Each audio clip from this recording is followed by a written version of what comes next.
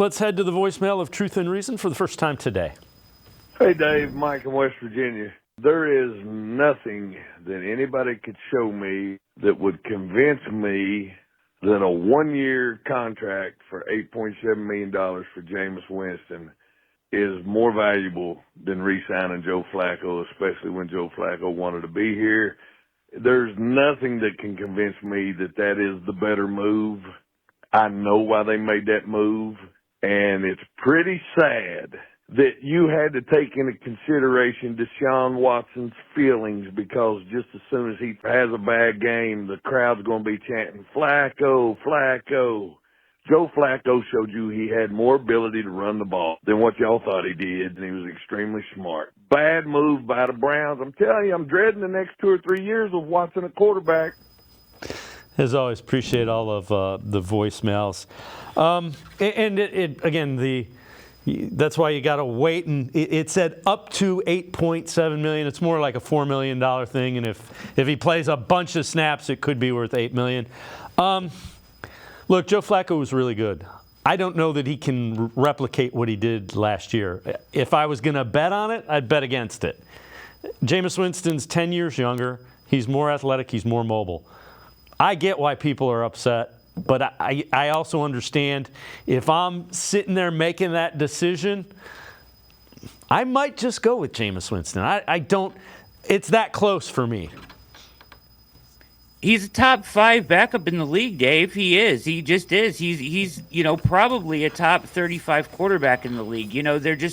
They don't.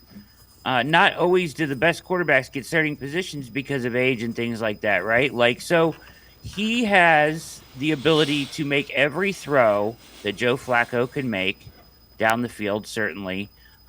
He is younger and more mobile, and he fits what they're transitioning to better. So he's a much better fit in the system that they're going to, or at least that we feel like they're going to, right? This spread, RPO, lots of motion, pass, throwing the ball a lot. So I think Jameis fits that better than Flacco does. Do I think that they took into account Watson? It would be easy to say not at all, Dave. But I don't think it's as black and white as people are making it. Like, it's either it's all about his feelings and that was the whole decision, or it's not. I think there's some gray in between. Like, of course, there's going to be pressure on Watson no matter what. And the backup quarterback is always the favorite guy in town, right? But when that backup quarterback is like a cult hero, like Joe Flacco, it certainly amplifies the pressure.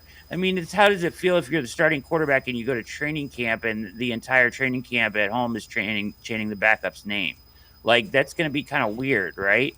And I just, I think avoiding that just kind of helps the situation too, because I think Winston is probably a better player and you avoid that situation. So it seems like the prudent move to me.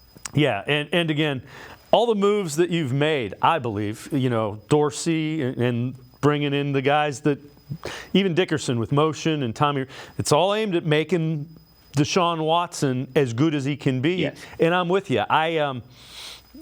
It's just not something I don't think you need that distraction from the backup quarterback. Now, I understand why fans are upset. And you're right. Cult hero is a good way to describe Joe Flacco with the Cleveland fans. And you know what? He earned that with the way he played last year. But that doesn't mean you want to sign up for what that entails come training camp and preseason when you're trying to maximize a $230 million investment. I'm with you wholeheartedly.